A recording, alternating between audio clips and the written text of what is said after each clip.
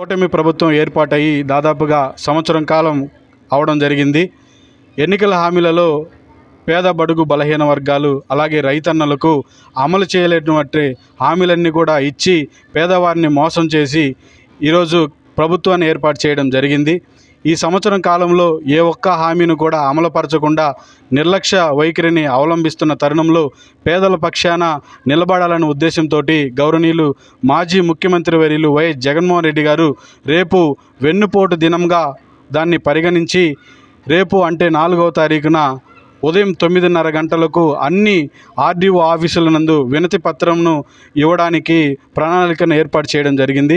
మన కనిగిరి నియోజకవర్గంలో కూడా మన కనిగిరి వైఎస్ఆర్ కాంగ్రెస్ పార్టీ ఇన్ఛార్జి శ్రీ దద్దల నారాయణ యాదవ్ గారి ఆధ్వర్యంలో అలాగే పార్లమెంటు ఇన్ఛార్జి పెద్దలు చెవిరెడ్డి భాస్కర్ రెడ్డి గారి ఆధ్వర్యంలో మన కనిగిరి నియోజకవర్గంలో ఆర్డీఓ ఆఫీసు నందు మనమందరం కూడా వినతి పత్రం ఇవ్వడం జరుగుతుంది.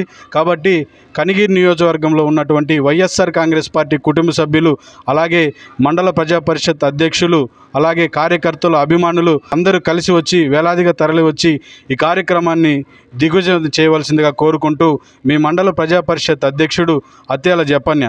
Thank you.